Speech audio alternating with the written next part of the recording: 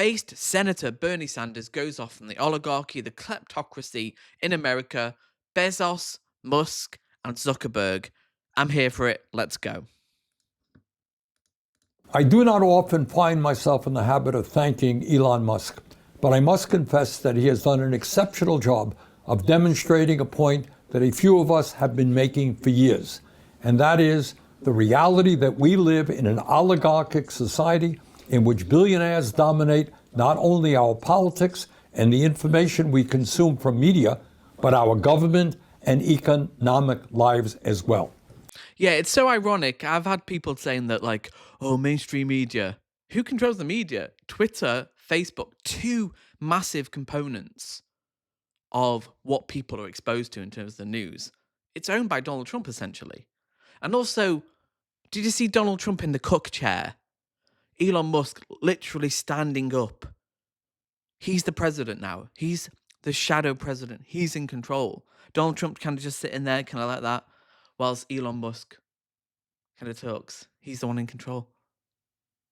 Insane. Insane. And the media aren't allowed to call it out. AP News weren't even allowed in the Oval Office. You have to genuflect. You have to go, oh, we're going to give you softball questions, Trump.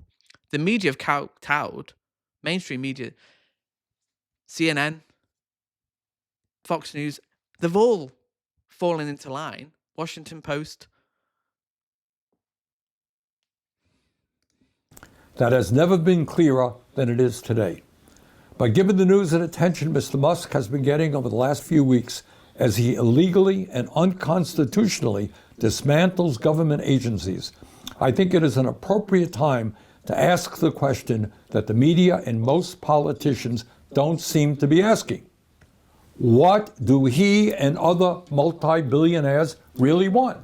What is their endgame? I think they really just genuinely, authentically want to help the American public. They want to raise their living standards. They want to reduce grocery prices, gas prices, and they just want to make America great again. It's a sincere desire. And obviously, they want that. There's no other intentions here. And people, cynical people, nasty people, will go, oh, no, you've been duped. You fell for it again. And they're mean people. In my opinion, what Musk and those around him are aggressively striving for is not novel, it is not complicated, and it is not new. It is what ruling classes throughout history have always wanted and have always believed is theirs by right. More power, more control, and more wealth. And they don't want ordinary people. That's the thing with Donald Trump. He's been born into wealth, a billionaire. He's never been held accountable for any of his actions throughout his life. He's got away with so much. Tax evasion. Where is tax? We've never seen his tax receipts. For the 80s, 90s, we know he's a fraudster. We know he's a criminal. We know his relationship with Jeffrey Epstein, his numerous failed businesses, Trump University.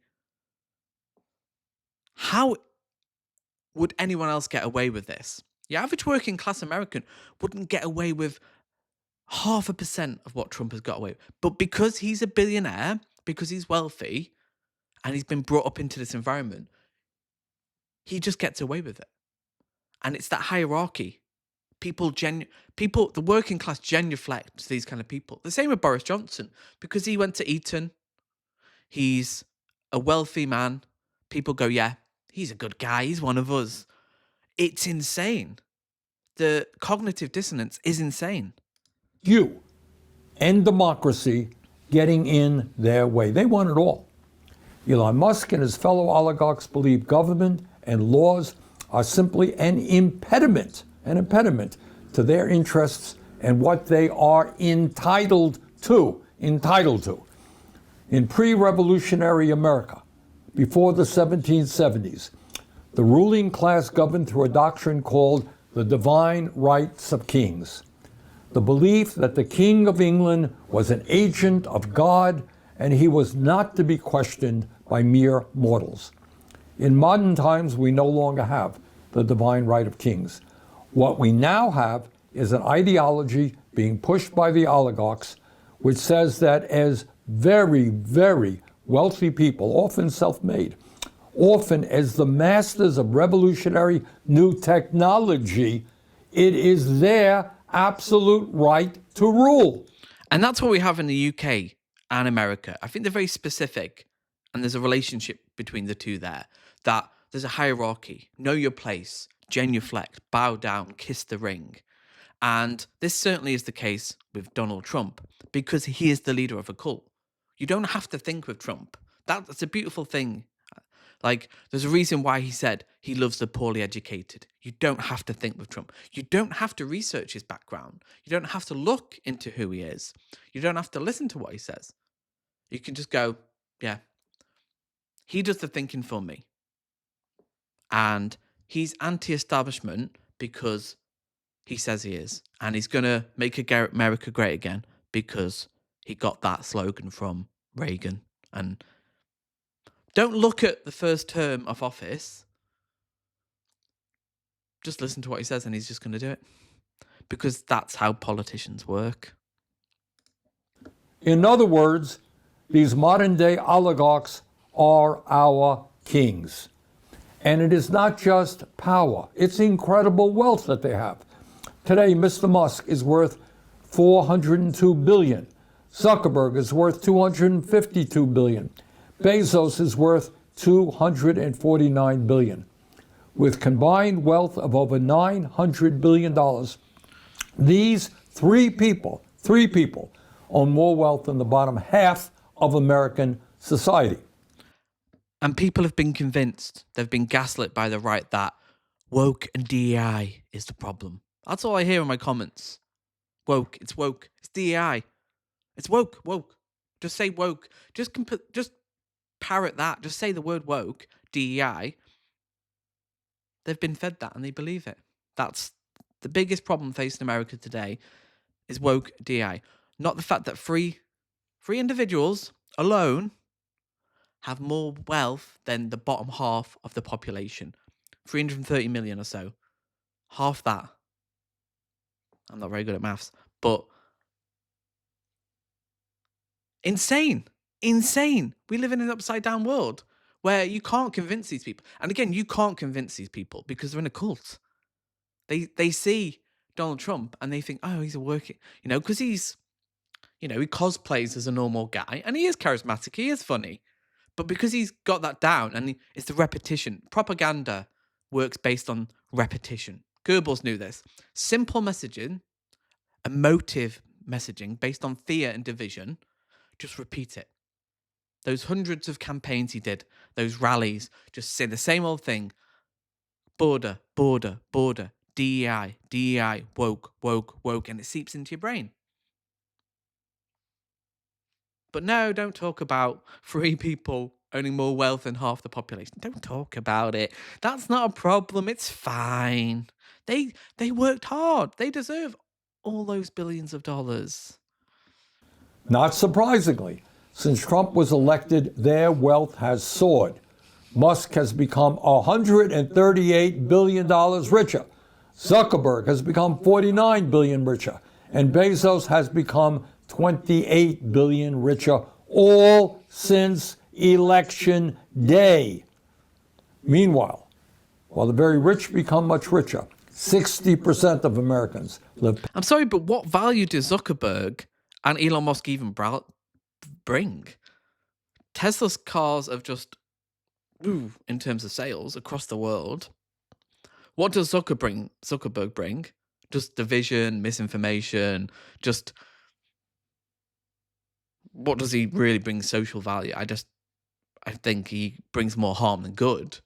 And then you have Bezos, who's just killed the high streets and just created a monopoly. These people don't really make your average American's life better. They just skim from the top. And that's what they're going to do now. They've all bent the knee to Trump and they're in control. But no, it's DEI woke. That's what they want you thinking about is DEI woke. Paycheck to paychecks. 85 million are uninsured or underinsured. 25% of seniors are trying to survive on $15,000 a year or less. 800,000 are homeless, and we have the highest rate of childhood poverty of almost any major country. Don't talk about that, Bernie. It's DI and woke. You should know that. On earth. Do you think for 1 second that the oligarchs give a damn about working people? There's no evidence of that. If you come to that conclusion that Donald Trump is going to help you make your life better, that's a pure irrational position you are holding there. It's a cult-like position. There's no evidence to suggest that. He's going to consolidate wealth. He's going to do okay. He's going to continue to become a wealthy billionaire. He's going to play golf, and he's going to continue to divide America. Why do people believe anything he says when he is a proven liar? There's only one answer, and it is cult. It's cult logic. Trust me, they don't. Musk's decision to dismember USAID means that tens of thousands of the poorest people around the world will go hungry or die of preventable diseases. But it's not just abroad. Here in the United States, they will soon be going after the healthcare, nutrition, housing, and educational programs that protect the most vulnerable people in our country, all so that Congress can provide huge tax breaks for them and their fellow billionaires. And it's genuinely sad because the people who are going to be harmed most by these tax cuts, the increased deficit spending to fund these tax cuts for the wealthiest, are going to be the average Americans. Their lives, objectively, are not going to get better. We've already seen inflation increasing. Grocery prices weren't lowered on day one. The tariffs, once they kick in, are going to raise prices objectively. And you will see next year, when the midterms arrive, people will hopefully start to wake up and realize, actually, maybe when he said he's going to make America great again and that he cares about, maybe he was lying like he has for the last 50 years of his life. As modern-day kings who believe they have the absolute right to rule, they will sacrifice, without hesitation, the well-being of working people to protect their interests. Further, they will use the enormous media operations they own to deflect attention away from the impact of their policies while they entertain us to death. Mr. Musk owns Twitter. Mr. Zuckerberg owns Meta, which includes Facebook and Instagram, and Mr. Bezos owns the Washington Post and Twitch. Further, they and their fellow oligarchs will continue to spend huge amounts of money to buy politicians in both major political parties. Bottom line, the oligarchs, with their enormous resources, are waging a war against the working class of this country, and it is a war that they are intent on winning. And they will win. If the working class of America don't wake up to really what Donald Trump represents, the interests he represents, things are going to get dark. But I do actually genuinely have hope that they will, because there's only so many times you can convince people of a lie until they realize, wait a minute, my life hasn't got better under Trump. My Medicare, Medicaid has gone. My education has declined even further, lowest in the developed world. People will wake up. But the question is, who's going to be there to fill the vacuum and give people hope? Because there is hope. America's the richest country on the planet. They've got the resources. They just need the goodwill to actually spread the wealth and have a new deal like they had 100 years ago and start building a future that isn't based on just the working class genuflecting to the billionaire oligarchs. That's it. They've been convinced. They've been gaslit. They've been lied to. And I believe they will wake up. So hit the like button, and I'll see you in the next video.